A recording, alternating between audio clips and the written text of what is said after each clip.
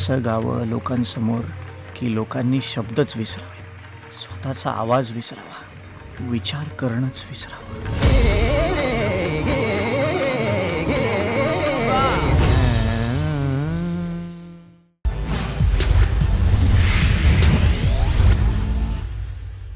Hi hello नमस्कार, मी दर्शना तांबोई. राजश्री मराठीमध्ये तुमच्या सगळ्यांचं स्वागत. तर आज आपल्या स्टुडिओमध्ये मी वसंतराव या सिनेमाची टीम आली आहे. दिग्दर्शक निपुण धर्माधिकारी राहुल देशपांडे आणि अनिता दादे. खूप स्वागत तुमच्या तिघांचं राजश्री मराठीमध्ये. सगळ्यात आधी निपुण तू एकदा येऊन गेलायस इकडे, तुम्ही दोघं पहिल्यांदाच आलात. स्पेशल स्वागत तुमचं. सगळ्यात आधी कसे आहात तिघही?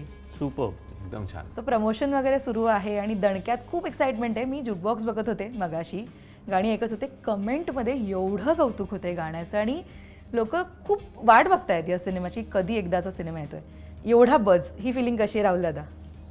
माझ्याकरता पहिला चित्रपट आहे आणि तोही माझ्या आजोबांवरती, त्यामुळे खूप स्पेशल वाटतं आहे. आणि मी पहिल्यांदाच म्युझिक केलं आहे, त्यामुळे जे काही ॲप्रिसिएशन मिळतं आहे, ज्या कॉमेंट्स येत आहेत त्याने हुरूप वाढतो आहे आणि खूप एक्सायटेड पण आहे आणि खूप नर्वस पण आहे आत्ता. सो निपुण, शिवधनुष्य, जसं मी तुला आधी म्हटलं की खूप मोठी गोष्ट आहे की तुम्ही वसंतरावांवरचा हा सिनेमा प्रेक्षकांसमोर आणताय. खूप गोष्टी या सिनेमामध्ये प्रेक्षक बघतील. आता रिसेंटली आम्ही पुलंचा एक टीझर पाहिला. सो एक नव्याने ही सुद्धा बाजू उलगडली जाईल. बॅकस्टेज कशी तयारी तू चालू केली होती जेव्हा कळलं की आपण हा सिनेमा दिग्दर्शित करतोय? वसंतरावांची गाणी आणि एकंदरीत त्यांनी आत्तापर्यंत जो काही सांगीतिक प्रवास केला होता त्याचा थोडाफार परिचय होताच आधी, पण या चित्रपटासाठी त्यांचा माणूस म्हणून जास्त विचार करावा लागला आणि त्यासाठी जे काही रिसर्च करायचा होता तो त्याच्यामध्ये बऱ्यापैकी वेळ गेला. पण वेळ गेला म्हणण्यापेक्षा ती पण प्रोसेस फार आनंद देणारी होती. राहुल दादाच्या अख्ख्या कुटुंबाबरोबर ते बोलणं असेल, त्यांचे इंटरव्ह्यूज ऐकणं असेल, भाषणं ऐकणं असतील किंवा असं बरंच काही आणि त्याच्यातनं तो जो माणूस हाती लागत गेला असं आपण म्हणू, ती प्रोसेस फारच चांगली होती आणि त्याच्यानी मला वाटतं कलाकार म्हणून मला पण खूप काय मिळत गेलं. म्हणजे ही चित्रपट झाला हा खरं तर एक बोनस आहे माझ्यासाठी, पण मला ह्या चित्रपटामुळे त्यांची ओळख झाली माणूस म्हणून, हे मला वाटतं सगळ्यात चांगली गोष्ट आहे माझ्यासाठी ही. अगदी. पण राहुल दादा, जेव्हा सिनेमा करायचं ठरलं, आजोबांवर आपण सिनेमा करूया, तेव्हा एक आपली थिंकिंग प्रोसेस, एक थॉट प्रोसेस येते ना की आपण काय दाखवणार, काय मांडणार प्रेक्षकांसमोर. सो ती थॉट प्रोसेस, त्याच्यामध्ये काय गोष्टी इन्व्हॉल्व्ह होत्या? मला वाटतं की ही प्रोसेस एकत्रच सुरू झाली माझी आणि निपुणची, कारण तेव्हा मी नाटक करत होतो एकत्र आणि असंच बोलता बोलता विषय निघाला की वसंतरावांवरती आपण फिल्म करू शकतो का. तर तो म्हणला हो, का नाही करू शकत, आपण रिसर्च करू. मग खूप एकत्र रिसर्च केला. त्यांनी खूप काही गोष्टी वाचल्या, ऐकल्या. माझ्या वडिलांबरोबर खूप सेशन झाली आणि त्याच्यानंतर तो एक स्क्रीन प्ले घेऊन आला, जो वाचल्यानंतर लिटरली तो स्क्रीन प्ले वाचूनच ऐकल्यानंतर डोळ्यात पाणी आलं होतं की तो म्हणला आपण एक माणूस म्हणूनच आपण ते एक्सप्लोर करूयात, रादर दॅन त्यांचे जे काही किस्से असतील ना ते इतकेच सुपर ह्युमन आहेत ना की त्याच्यावरती केलं तर मला असं कायम वाटतं की कुठेतरी देवत्व देतो की काय. आपण सामान्य मनुष्य असतात सगळेजण, तर त्यामुळे जर आपण त्यांना त्या पेडेस्टलवरती ठेवलं तर मग ते सामान्य माणसाच्या पासून ते दूर जातात. तसं नसून ते आपल्यातलेच कोणतरी आहेत आणि हा आपलाच संघर्ष आहे. काहीतरी मिळवण्याकरता, सिद्ध करण्याकरता प्रत्येकाला त्या संघर्षातनं जायला लागतं. त्याच्यामुळे तो एक कॉमन फॅक्टर मला असं वाटतं की सापडला की तुमच्या आमच्यातलाच संघर्ष आहे काहीतरी अचीव करण्याकरता. आणि म्हणला तसं ती एकत्र प्रोसेस चालू झाली आणि वी बीन टुगेदर सिन्स 2013. आम्ही दोघंच होतो त्याच्यामध्ये आणि मग एक पात्र ॲड होत गेलं. अगदीच. अनिता, मी आत्ता जेव्हा पुलंचा तो टीझर पाहिला, एक सीन होता की तू हातातलं लाटणं फेकून मारतेस त्यांना एका वाक्यानंतर. सो इतकी तडक फडक म्हणूयात ही व्यक्तिरेखा आहे, खूप स्ट्रिक्ट आहे ही व्यक्तिरेखा. पण जेव्हा तुला सांगितलं की अशी व्यक्तिरेखा तुला साकारायची आहे, काय पहिला थॉट काय होता? सगळ्यात पहिली गोष्ट म्हणजे मी गेली 15-20 वर्ष या क्षेत्रामध्ये काम करते, पण एवढ्या महत्त्वाच्या आणि मोठ्या रोलसाठी मला आज तागात कोणीही कन्सिडर केलेलं नव्हतं. तर माझ्यासाठी ही भूमिका आणि हा चित्रपट खूप स्पेशल आहे या ह्यानी की मला इतक्या महत्त्वाच्या, इतक्या चांगल्या अशा एका कणखर स्त्रीच्या भूमिकेत कोणीतरी पाहिलं आणि मला त्याच्यासाठी कास्ट केलं. तर अर्थातच कलाकार म्हणून आपण म्हणजे कोणीही, माझ्याऐवजी दुसरी कोणी अभिनेत्री असती तरीसुद्धा ती तितकीच तुटून पडली असती आणि तिने जीव तोडूनच काम केलं असतं. अर्थात ते मी या चित्रपटात केलेलं आहे आणि खूपच कमाल व्यक्तिरेखा आहे ही. जेव्हा तुम्ही सगळेजण चित्रपटात ही व्यक्तिरेखा पाहाल तेव्हा तुम्हाला त्याच्यातली गंमत कळेल, त्याच्यातली माया कळेल, त्याच्यातलं एका स्त्रीचं कुटुंबाला सावरणं, म्हणजे आपल्या मुलाला सांभाळणं, हा जो स्ट्रगल आहे तो कळेल. आणि अर्थातच लोकांना ही व्यक्तिरेखासुद्धा वसंतरावांच्या आयुष्यातली प्रचंड आवडून जाईल अशी मला खात्री वाटते. अगदीच. पण निपुण, सगळ्यांचे लुक आपण बघितले, तो काळ आपण बघितला, तर आत्तापेक्षा तो खूप वेगळा आहे आणि ते ॲप्ट होणं तितकंच गरजेचं जर सिनेमा तुम्हाला खूप रिअलिस्टिक प्रेझेंट करावा असेल तर. करेक्ट? सो लुक वाईज काय मेहनत होती, कुठले रेफरन्सेस किंवा कशा प्रकारे ती सगळी मेहनत झाली प्रत्येकाच्या एकंदरीत दिसण्यावर? त्यासाठी माझ्याकडे खूप चांगली टीम पण होती. म्हणजे त्याचं श्रेय मी पूर्णपणे नाही घेऊ शकत. माझी जी एडी टीम आहे, सो त्यांनी पण अनेक रेफरन्सेस काढले होते त्या काळातले. एक पुणे त्या काळातलं कसं होतं, कारण का बरंचसं वास्तव्य वसंतरावांचं पुण्यात होतं. त्याच्यानंतर माझी जे प्रोडक्शन डिझाईनची जी टीम होती, अशोक लोकरे, रुचा आजगावकर, त्यांनी पण भरपूर त्यांनी तर म्हणजे असं अख्खा तो काळ उभा केला आहे तो, आणि ते सगळं श्रेय त्यांना जातं. कारण का म्हणजे ते ऑनबोर्ड आल्यानंतर जो चित्रपट म्हणजे व्हिज्युअली शेप घ्यायला लागला तर ते इतकं कमाल होतं बघणं. कारण का ते रेफरन्सेस आणायचे, अशोक सर स्वतः चित्र काढतात, सो ते तिथल्या तिथं पटकन चित्र काढून दाखवायचे, आपण असं करू तसं करू. आणि सगळ्यात गंमत मला या गोष्टीची वाटते की वसंतरावांचं सुरुवातीचं बरंचसं आयुष्य हे नागपूरमध्ये गेलं होतं आणि मी नागपूरला गेलो होतो, पण मी असं शहर म्हणून ते एक्सप्लोअर केलं नव्हतं. तर केवळ नागपूर हे कसं आहे किंवा तिकडच्या जुन्या जागा कशा आहेत हे बघण्यासाठी म्हणून मी नागपूरला गेलो होतो. त्याचं काही तिथे चित्रीकरण करावं किंवा काय असं मला असं अजिबात माझ्या डोक्यात नव्हतं. इनफॅक्ट आम्ही वेगवेगळीकडेच बघत होतो. आम्ही खालती कोल्हापूर आणि इथे पाहत होतो किंवा कर्नाटकात पण काही जागा बघितल्या होत्या जे जरा जुन्या पद्धतीचे जिथे घरं आहेत अजूनही. आणि नागपूरला केवळ मी रिसर्चसाठी म्हणून गेलो होतो, पण तिथेच मला इतक्या चांगल्या जागा सापडल्या की आम्ही पटकन तिथे एक लाईन प्रोड्युसर शोधला आणि आमचं जवळजवळ 50% चित्रीकरण आम्ही नागपूरमध्येच केलं. तर सगळं मला वाटतं जुळून आलं या चित्रपटासाठी सगळ्या गोष्टी. येस. पण राहुल, मुख्य भूमिकेत आपण 22 गाणी तर आहेत, म्हणजे संगीताची धुरा तर सांभाळायचीच आहे, प्लस अभिनय सुद्धा. तर सगळ्या जबाबदाऱ्या अशा एकत्र आल्या. सो अभिनय पातळीवर मला जाणून घ्यायचे, काय तयारी होती? मला वाटतं की त्याचं श्रेय मी निपुणला देईन, कारण मी नाटकामध्ये त्याच्याच डिरेक्शनखाली 3 नाटकं केली होती आणि त्याच्या आधी मी कट्यार केलं होतं सुबोधबरोबर. त्यामुळे रंगभूमीवरती मला वावरता येत होतं, पण संगीत रंगभूमी आणि कॅमेरा ह्याच्यामध्ये खूप खूप फरक आहे. आणि मला असं वाटतं की प्रत्येक सीन ज्या पद्धतीने लिहिला होता, प्रत्येक शॉट ज्या पद्धतीने डिझाईन केला होता, जे डायलॉग्स होते, मी फक्त त्याच्याशी प्रामाणिक राहिलो आणि जसं निपुणनी सांगितलं तसं काम केलं, बाकी काही नाही. ऑफकोर्स मला त्याचं टेन्शन आलं होतं सुरुवातीला, पण काही दिवस झाल्यानंतर असं वाटतं की सगळेच आम्ही रुळलो एकमेकांच्या बरोबर. ही फॅमिली तयार झाली. कारण अनिताची माझी ओळख नव्हती, पुष्कराजची नव्हती, पण 4-5 दिवसानंतर आम्ही इतके क्लोज झालो, ते बॉन्डिंग इतकं छान झालं. मला असं वाटतं की ते याच्यामध्ये छान दिसून येतं की हो, ही फॅमिलीच आहे आणि हे रिलेटेड आहेत एकमेकांना. पण तो साधारण लुकमध्ये यायला, म्हणजे राहुल दादा टू वसंतराव देशपांडे, हे जे ट्रान्सफॉर्मेशन होतं त्याला किती वेळ लागायचा सेटवर? साधारण 1 तास 1.25 तास लागायचा. की मी रोज 5ला जायचो आणि 6:15-6:30 पर्यंत मी तयार असायचो. बराच वेळ, कारण 5 मला वाटतं वेगवेगळ्या वयांचे विग्स होते ते, आणि मला असं विचित्र इथूनच टक्कल केलं होतं. त्यामुळे इकडचे खरे पाहिजेत आणि मग हे इकडे विग लावायचं वगैरे. पण तुम्हाला चित्रपटात असं वाटणार नाही, तुम्हाला असं वाटेल की अरे खूप नॅचरल त्यांनी केलं. सौरभला मी खूप त्याचं क्रेडिट देतो. सौरभ काकपडे आणि त्याची सगळी टीम खूप मनापासून आणि खूप प्रेमाने सगळ्यांनी काम केलं. येस. पण अनिता, अशा वेगवेगळ्या फेजेस आम्ही पाहणार आहोत सिनेमामध्ये, तुझ्यासुद्धा. सो तुझी एक कलाकार म्हणून त्या पातळीवर काय तयारी होती? अर्थातच मी असं ठरवलं होतं की निपुण जे सांगेल ते, आणि आम्ही सगळेच जण की Directors act. खूपच, आणि निपुणनी खूप वर्ष काम केलेलं होतं या सगळ्या प्रोजेक्टवरती. जनरली काय होतं की लोकांना चित्रपट मनामध्ये येतो, काहीतरी कल्पना सुचते आणि तसे चुटकीसरशी चित्रपट बनवूनही टाकतात. तसं या चित्रपटाच्या बाबतीत झालं नाही.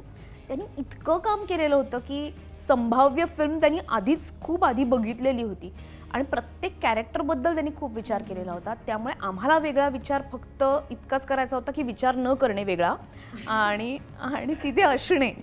तर तो बॅक ऑफ द माइंड अनेक गोष्टी त्यांनी आम्हाला दिलेल्या होत्या की हा सीन करताना या पद्धतीचा विचार ठेवा मनामध्ये वगैरे, अशा अनेक गोष्टी होत्या. आणि फक्त तिथे असणं, कारण आमचं काम निम्म लुकनी होत होतं आणि त्याच्या डायलॉग्सनी होत होतं. फक्त तो काळ सांगायचा की साधारणतः या काळातलं आहे हे आणि तुमचं वय साधारणतः हे आहे, आणि आम्ही ते पकडायचो. आणि समहाऊ तो असं खूप फोर्स करायचा नाही की हे आत्ता जमत नाही. त्याला जोपर्यंत वाटत नाही ना की हे बरोबर आहे तोपर्यंत तो काहीच करायचा नाही, आणि त्याला वाटलं की हे अगदी ओके झालं आहे तेव्हा तो सांगायचा की ओके आता आपण पुढच्या सीनकडे जाऊ. तर काही प्रेशर नव्हतं, शांतपणे, आणि आमच्याकडनं हळूहळू अनेक गोष्टी काढत आम्हालाही वाव देत त्या सगळ्या प्रोसेसमध्ये. त्यामुळे छान वाटत होतं, आपणही काहीतरी करतोय असंही वाटत होतं. आणि वास्तविक पाहता तो इतका चालाक आहे की आम्हाला हे फक्त फिलिंग होतं की आपण करतोय, पण तो आमच्याकडनं सगळं करून घेतोय. त्यामुळे वेगळं डोकं आम्ही नाही लावलं तिथे, त्याच्या बरं हुकूम काम केलेलं आहे. बरोबर बरोबर. पण निपुण इतके कलाकार सिनेमामध्ये आहेत, प्रत्येकाची व्यक्तिरेखा वेगळी, लूक वेगळा. कोणता असा कलाकार किंवा कोणतं असं पात्र होतं का त्याला सूर पकडायला खूप वेळ गेला किंवा ते पटकन नाही जमलं, असं काही होतं सिनेमाच्या बाबतीत? सगळेच. नाही, मला वाटतं जवळजवळ ह्याच्यात 72 पात्र आहेत, छोटी मोठी अर्थातच. आणि ज्यांचा लेंथवाईज जास्त रोल आहे त्यांना मी बऱ्यापैकी आधी भेटून त्यांच्याबरोबर मी तालमी आणि रीडिंग वगैरे केली होती. आणि बाकीची जी पात्रं होती त्याचा मला आत्मविश्वास होता की मी सेटवरती जाऊन त्यांच्याबरोबर ते काम करू शकेन. सो असं कुठलं मला नाही वाटत पात्र होतं की जे एकदमच म्हणजे काय करतो. म्हणजे इनफॅक्ट कुमुद मिश्रा या चित्रपटात आहेत, ते असद अली खान साहेबांची भूमिका करतात, जे वसंतरावांना लाहोरमध्ये भेटतात आणि ते त्यांना तिकडे गाणं शिकवतात. तर त्यांना बऱ्यापैकी टेन्शन होतं की त्यांना गाण्याचा गंध नाही आहे फारसा, आणि सो ते म्हणाले की अरे मी एका क्लासिकल गायकाची भूमिका जो शिकवतो हे कसं करणार वगैरे वगैरे. पण मला वाटते राहुल दादानं जे गाणं बांधलं होतं, रशीद खान साहेबांनी जे गायलं होतं, सो ते सगळं इतकं छान जुळून आलं, ते ऐकत बसले आणि मग ते एकंदरीत चांगला तो सिक्वेन्स पण खूप चांगला झाला. सो असं काही मला वाटत नाही की अपार्ट फ्रॉम हा एक किस्सा कुमुदजींचा बाकी कोणाला असं काही वेळ लागला असं मला वाटत नाही. सगळे कलाकार चांगले होते. म्हणजे मी ही म्हणाली जसं मी जसं करवून घेत होतो काम वगैरे, पण कलाकारही चांगलेच आहेत सगळे, त्यामुळे ते करतच होते व्यवस्थित. अगदी. आणि राहुल दादा, सध्या सिनेमामधली तुझी आणि पुलंची मैत्री हे सोशल मीडियावर खूप बातम्या बनतात यावर. आणि मी ना रिसेंटली एक मुलाखत ऐकली पुलंची आणि वसंतरावांची. म्हणजे ती मुलाखत ऐकताना ना दोन मित्र कसे गप्पा मारतात ती तशी होती मुलाखत, आणि तेच कुठेतरी आम्हाला सिनेमातही पाहायला मिळेल. तुमची मैत्री पुष्कराजची ते बॉन्डिंग तसंच झालं लगेच सेटवर? अगदी. पुष्कराजशी मला असं वाटतं की तो आल्यानंतर दुसऱ्या मिनिटाला ते बॉन्डिंग झालं होतं. की मला वाटतं की सुरुवातीला थोडंसं त्याला एक गायक राहुल देशपांडे म्हणून राहुल असं थोडासा तो हे होता, पण आमची लुक टेस्ट झाली होती दोघांची एकत्र, फोटोशूट झालं होतं, तेव्हाच आमचं बॉन्डिंग झालं. आणि तो स्वतः इतका काय म्हणू आपण गोड मुलगा आहे की तेव्हा माझी मुलगी खूप लहान होती रेणुका, तर सगळ्यात पहिलं तिचं कोणाशी जर जमलं असेल तर पुष्करशी जमलं, पुष्कराजशी. आणि काय बरं त्याला नॉटी बॉय म्हणायची ती. आणि ते इतकं छान त्यांचं बॉन्डिंग जमलं, त्याच्यामुळे मी म्हटलं तसं we all became one family. त्यामुळे असं वाटायचंच नाही की आपण सीन करतोय किंवा आपण आता काहीतरी करतोय. आणि मला त्याचं श्रेय मी का निपुणला देतो, कारण त्यांनी ते वातावरण तसं ठेवलं होतं सेटवरती. कधीही तो चिडला नाही, कधीही कुणाला ओरडला नाही. आमचं जरी चुकत असलं तरी कधीही तो आम्हाला असं नाही असं कर असं नाही सांगितलं त्यांनी, असं करून बघूयात किंवा हे आपण परत करूयात. लाईट जात असताना पण तो स्वतः खूप टेन्स असायचा मी काय म्हणतो की तो धोनीसारखा होता की शेवटच्या बॉलला 2 बॉलला आपल्याला 12 रन हव्यात, ठीक आहे आपण करूया, इतका तो शांत होता. आणि त्याच्यामुळे त्यांनी जे व्हिज्युअलाइज केलं होतं ना ते बरोबर, तो अतिशय, मी कारण त्याच्याबरोबर नाटक केलेलं आहे. मी तुला सांगतो, जेव्हा आमच्या तालमी व्हायच्या माझ्या जुन्या घरामध्ये, तेव्हा दार होतं, बंदच दार होतं, त्याच्या मागे त्यांनी एवढा असा चार्ट लावलेला असायचा आणि रोज 2च तास तालीम असायची. अशी त्यांनी 1-1.5 महिन्याचा त्यांनी चार्ट लावलेला असायचा. अमुक दिवशी अमुक वाजता अमुक कॅरेक्टरचा अमुक सीन. म्हणजे ते नाटक कसं बसणार आहे असं.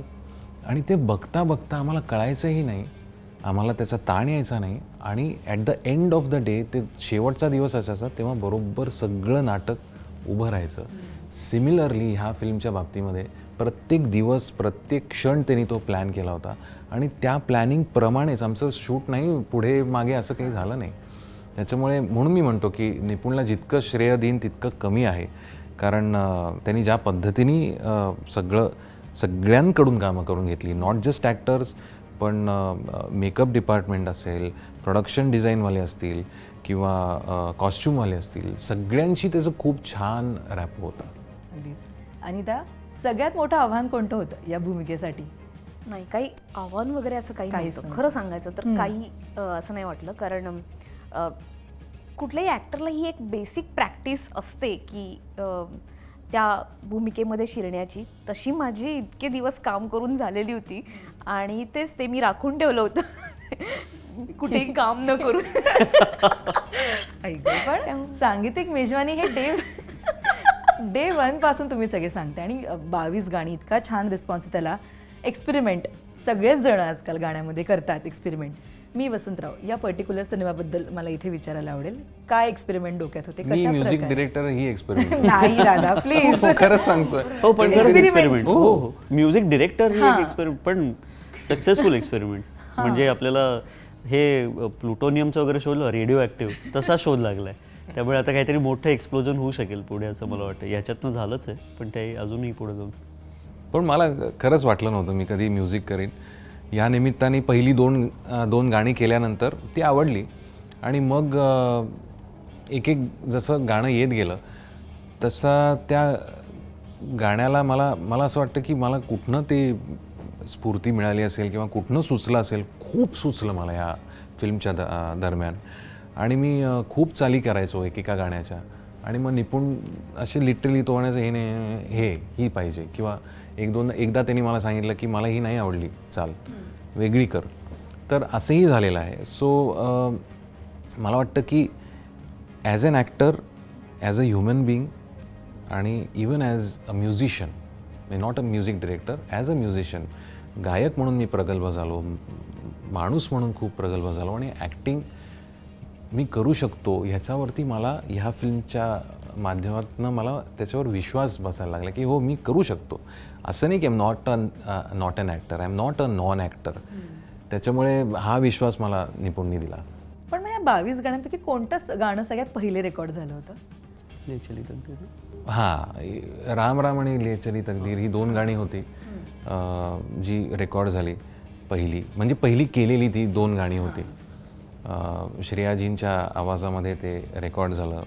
त्याच्यातली जी लोरी होती ती, आणि ले चली तकदीर जेव्हा ते नेफ्याला जातात तेव्हाचं त्या सिच्युएशनवरचं गाणं आहे, ते लिपसिंग नाही आहे त्याला, ते गाणं रेकॉर्ड झालं.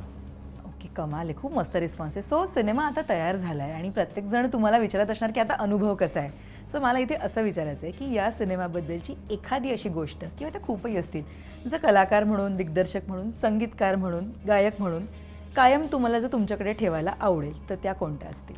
काय शेअर करा? एक गोष्ट, हां, 2 पण सांगू शकतोस तू की ही बाबा एक दिग्दर्शक म्हणून माझ्याकडे कायम या पुढच्या जर्नीमध्ये राहील. मला वाटतं हा अख्खा चित्रपटच, म्हणजे हे त्याचं उत्तर होतं वाटतं. तरच चोरतात आधी जे उत्तर देतात ना ते उत्तर. नाही पण म्हणजे अर्थात वेगवेगळे अनुभव आहेतच त्यामध्ये. काही गमतीशीर आहेत, काही त्यावेळेला फ्रस्ट्रेटिंग वाटत होते, पण आता जेव्हा विचार करतो तेव्हा त्याच्यावरती हसू येतं वगैरे वगैरे. पण ह्या सगळ्याचं मिळून जो एक चित्रपट तयार झाला आहे, सगळ्या म्हणजे त्याच्या लेखनाच्या प्रोसेसपासून, कास्टिंगपासून, म्युझिकपासून, ते चित्रीकरण, एडिट, आत्ता जे काही VFX वगैरे सगळं जे काही काम चालू आहे ते, सो त्याच्यातनं जे म्हणजे आता तो आता मी जवळजवळ तो 150 वेळाला तरी पाहिलेला असणार आहे चित्रपट. 150 वेळा? कारण का ते एडिट वेळेला वगैरे ते बघावंच लागतं ना आपल्याला, म्हणजे correct. दिग्दर्शकाला तेवढ्या वेळा तरी बघणं गरजेचं आहे. काही चुका काढणं, त्यातलं अगदी सबटायटलचा प्रत्येक शब्द बघणं वगैरे वगैरे वगैरे. सो ते आरामात बघितलं गेलं माझ्याकडनं. पण आता जेव्हा मी बघतो, अर्थातच त्याच्यात मला काही काही अशा गोष्टी दिसतात की अरे आपण हे थोडंसं वेगळं करून पाहिलं असतं तर, किंवा असं काही. पण सगळं झाल्यावरती, जेव्हा तो चित्रपट अख्खा बघून झाल्यावरती एक प्रकारचं समाधान वाटतं, जे फार कमी कलाकृतींबद्दल आपल्या असं वाटतं की म्हणजे खरं जसा पाहिला होता, जसा मनापासून जसा करायचा होता तसा करता आला. सो हे म्हणजे हे माझ्या अ सिनेमा इज फॉर एव्हर, तर ते माझ्यासाठी आता आयुष्यभरासाठी हा सिनेमा तयार आहे. आणि म्हणजे मला खूप आनंद आहे की माझं नाव या सिनेमाबरोबर असोसिएटेड आहे. राहुल दादा? मला असं वाटतं की हा जो पूर्ण प्रवास होता हा माझ्यासाठी खूप नवीन होता, कारण ह्याच्या आधी मी अशा पद्धतीने कधी कॅमेरासमोर आलेलो नव्हतो.